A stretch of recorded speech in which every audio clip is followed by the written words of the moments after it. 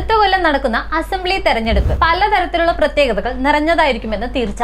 ആര് തോൽക്കും ആര് ജയിക്കും എന്നതിലുപരി ഈ വാശിയേറിയ പോരാട്ടം കേരളത്തിലെ രാഷ്ട്രീയ തലത്തിൽ എന്തെല്ലാം മാറ്റങ്ങൾ ഉണ്ടാക്കുമെന്നാണ് നിരീക്ഷകർ സസൂക്ഷ്മം ഇപ്പോൾ ചർച്ച ചെയ്യുന്ന ഒരു വിഷയം. തെരഞ്ഞെടുപ്പിനെ അടുപ്പിച്ച് ഏതെങ്കിലും പാർട്ടികൾ തങ്ങളുടെ ഇപ്പോഴത്തെ ലാവണ്യത്തിൽ നിന്നും എതിർചേരിയിൽ ചേരുമോ എന്നത് ഒരു ചൂടേറിയ ചർച്ചാ വിഷയം തന്നെയാണ്.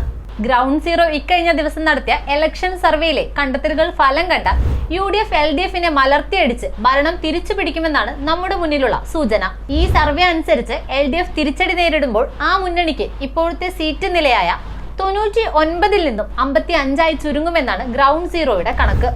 അതായത് ഇടതുപക്ഷ മുന്നണിയിലെ പ്രമുഖ കക്ഷികളായ CPM-നും CPI-ക്കും ഗണ്യമായ സീറ്റ് കുറവുണ്ടാകുമെന്നും ഈ സർവേ അടിവരയിടുന്നു. അങ്ങനെ വന്നാൽ ഇടതുമുന്നണിയിലെ മറ്റു ഘടക കക്ഷികൾ ഏത് തരത്തിലുള്ള പ്രകടനമായിരിക്കും കാഴ്ചവയ്ക്കുക എന്നത് നമ്മുടെ ഇന്നത്തെ ചർച്ചാ വിഷയം. 11 പാർട്ടികൾ അടങ്ങുന്ന ഇടതുമുന്നണിയിൽ CPM-ഉം CPI-യും കഴിഞ്ഞാൽ മൂന്നാമത്തെ കക്ഷി കേരള കോൺഗ്രസ് മാണി ഗ്രൂപ്പാണ്. കോട്ടയം ജില്ലാ പഞ്ചായത്ത് പ്രസിഡന്റ് സ്ഥാനം കേരള കോൺഗ്രസ് ജോസഫ് ഗ്രൂപ്പിന് നൽകുന്നതിനെ കുറിച്ചുള്ള തർക്കമാണ് ഏറെ നാൾ UDF-ന്റെ അവിഭാജ്യ ഘടകമായ ഈ പാർട്ടിയെ കഴിഞ്ഞ തെരഞ്ഞെടുപ്പിന് തൊട്ടുമുന്നേ ഇടതുമുന്നണിയിൽ ചേരാൻ പ്രേരിപ്പിച്ചത്. 2021 തെരഞ്ഞെടുപ്പിൽ ഇത് ഇടതുമുന്നണിയെ ഗണ്യമായി സഹായിച്ചു എന്നുള്ളത് തർക്കമില്ലാത്തൊരു വിഷയവുമാണ്. എന്നാൽ ഇന്ന് കേരള കോൺഗ്രസ് മാണി ഗ്രൂപ്പിന്റെ നില തീർത്തും പരുങ്ങലിലാണ്. ഒരു വശത്ത് ജലസേചന വകുപ്പ് മന്ത്രിയായ റോഷി അഗസ്റ്റിൻ പാർട്ടി വിട്ട് സ്വന്തമായ ഒരു ഗ്രൂപ്പ് സൃഷ്ടിക്കുവാൻ സാഹചര്യമുണ്ടെന്ന അഭ്യൂഹങ്ങളുണ്ട്. തന്റെ ഗുരുനാഥനായ KM മാണി സർ കേരള കോൺഗ്രസിന്റെ പ്രസക്തിയെ കുറിച്ച് നടത്തിയ വിശാലമായ കാഴ്ചപ്പാട് പറഞ്ഞതുപോലെ പിളരും തോറും പാർട്ടിക്ക് വളർച്ചയുണ്ടാകുമെന്ന ആശയമായിരിക്കാം റോഷി അഗസ്റ്റിനെ ഇത്തരം ഒരു നീക്കം നടത്തുവാൻ പ്രേരിപ്പിക്കുന്നത്. അങ്ങനെ സംഭവിച്ചാൽ ആ പാർട്ടിക്കും ജോസ് കെ മാണിക്കും വലിയൊരു തിരിച്ചടിയാകും ഉണ്ടാവുക.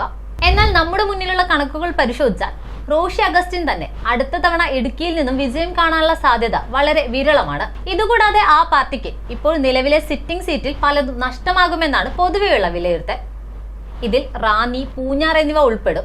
ഇതുകൂടാതെ ജോസ് കെ മാണി സ്വന്തമായി നേരിടുന്ന മറ്റൊരു പ്രശ്നം കൂടിയുണ്ട്. കഴിഞ്ഞ തവണത്തെ രാജ്യസഭാ സീറ്റ് വിഭജന വേളയിൽ CPM വളരെയേറെ ത്യാഗം സഹിച്ചാണ് ഇടതുമുന്നണിക്ക് ജയിക്കാൻ സാധ്യതയുള്ള 2 സീറ്റുകളിൽ ഒന്ന് ജോസ് കെ മാണിക്കും മറ്റേത് CPI-ക്കും നൽകിയത്. എന്നാൽ അടുത്ത വട്ടം CPM ഒരു കാരണവശാലും അത്തരമൊരു ദാക്ഷിണ്യം ജോസ് കെ മാണിയോട് കാണിക്കാൻ സാധ്യതയില്ല. ഇത് ആ പാർട്ടിയെ കൂടുതൽ ക്ഷീണിപ്പിക്കുകയും രാഷ്ട്രീയ തലത്തിലുള്ളവരുടെ നിലനിൽപ്പിനെ തന്നെ ചോദ്യം ചെയ്യുകയും ചെയ്യും. ഇതിനേക്കാൾ മോശമായിരിക്കും മറ്റു പല പാർട്ടികളുടെയും സ്ഥിതി. അതിലേറെ പ്രാധാന്യം നമ്മൾ നൽകേണ്ടത് NCP-ക്കാണ്. ദേശീയ തലത്തിലും NCP-യിലും കോൺഗ്രസിനോടൊപ്പമുള്ള ശരത് പവാർ പക്ഷം ഏറെ കാലമായി കേരളത്തിൽ ഇടതുമുന്നണിക്കൊപ്പമാണ്. നിലവിലിപ്പോൾ 2 MLA-മാരാണ് ഈ പാർട്ടിക്കുള്ളത്. ഒന്ന് വനവകുപ്പ് മന്ത്രി AK ശശീന്ദ്രനും നിലവിലെ സംസ്ഥാന അധ്യക്ഷനായ കുട്ടനാട്ടിൽ നിന്നുള്ള തോമസ് കെ തോമസുമാണ്. ഇന്നത്തെ സാഹചര്യത്തിൽ ഇരുവരും തോൽക്കാനുള്ള സാധ്യതകൾ ഏറെയാണ്.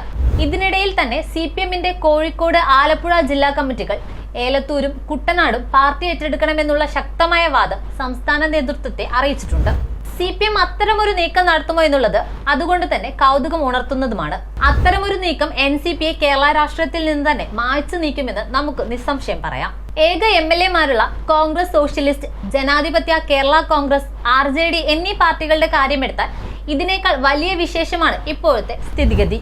1997 നടന്ന ലോക്സഭാ ഇലക്ഷനിൽ പ്രമുഖ മാർക്സിസ്റ്റ് പാർട്ടി നേതാവും പിൽക്കാലത്ത് മുഖ്യമന്ത്രിയുമായ EK നായനാരെ തോൽപ്പിച്ചാണ് രാമചന്ദ്രൻ കടന്നപ്പള്ളി രാഷ്ട്രീയ ശ്രദ്ധ പിടിച്ചു പറ്റിയത്. പിന്നീട് കോൺഗ്രസ് വിട്ട് രാമചന്ദ്രൻ കടന്നപ്പള്ളി ഏറെ കാലമായി ഇടതുപക്ഷ സഹയാത്രികനും നിലവിൽ കണ്ണൂരിൽ നിന്നുള്ള MLA-യുമാണ്. പ്രായാധികം കൊണ്ടും അദ്ദേഹം അടുത്ത തെരഞ്ഞെടുപ്പിൽ മത്സരിക്കാനുള്ള സാധ്യത വിരളമാണ്. കോൺഗ്രസ് എസിലെ മറ്റൊരു നേതാവിനെ കണ്ണൂരിൽ നിന്ന് പരീക്ഷിക്കുവാൻ CPM-ന് സാധ്യതയില്ലാത്തതിനാൽ ഈ പാർട്ടിയുടെ ഭാവി തന്നെ ഇപ്പോൾ തുലാസിലാണ്. ഒരു സീറ്റ് ലഭിച്ചാൽ തന്നെ മുൻ ട്രാൻസ്പോർട്ട് മന്ത്രിയായ ആന്റണി രാജു തിരുവനന്തപുരത്ത് നിന്ന് വീണ്ടും വിജയം കാണാനുള്ള സാധ്യതയും നന്നേ കുറവാണ്. മറിച്ചല്ല RJD-യുടെയും സ്ഥിതി. തിരിച്ചടികൾക്കിടയിൽ ഈ പാർട്ടികൾ എങ്ങനെ മുന്നോട്ട് പോകുമെന്നുള്ളത് അടുത്ത കൊല്ലം നടക്കുന്ന തെരഞ്ഞെടുപ്പിലെ മറ്റൊരു പ്രധാന ചർച്ചാ വിഷയമാണ്. 2 MLA-മാരുള്ള JDS-ന്റെ കാര്യവും ഇതേ സ്ഥിതിയിലാണ്. ദേശീയ തലത്തിൽ JDS ഇന്ന് BJP നയിക്കുന്ന NDA-യുടെ ഭാഗമാണ്. അത്തരം പ്രതിസന്ധികൾക്കിടയിലാണ് JDS കേരള ഘടകം ഇടതുമുന്നണിയിൽ തുടരുന്നത്. പാർട്ടിയിലെ ഇപ്പോഴത്തെ MLA-മാരായ മാത്യു T തോമസും വൈദ്യുതി മന്ത്രിയും K കൃഷ്ണൻകുട്ടിയും തിരുവല്ലയിൽ നിന്നും ചിറ്റൂരിൽ നിന്നും തോൽവി അറിയാൻ സാധ്യത ഏറെയാണ്. അങ്ങനെ സംഭവിച്ചാൽ ആ പാർട്ടിയുടെ നിലനിൽപ്പിനെ കുറിച്ചും നമ്മുടെ മുന്നിൽ വലിയൊരു ചോദ്യചിഹ്നമുണ്ട്. 2021 കോഴിക്കോട് സൗത്തിൽ നിന്ന് അട്ടിമറി വിജയം നേടിയ INL-ന്റെ അഹമ്മദ് ദേവർകോവിലും ഇപ്പോഴത്തെ നമ്മുടെ മുന്നിലെ കണക്കനുസരിച്ച് വിജയം തിരുവനന്തപുരത്ത് നിന്ന് തിരിച്ചറിയാനുള്ള സാധ്യതയും ഏറെ കുറവാണ്.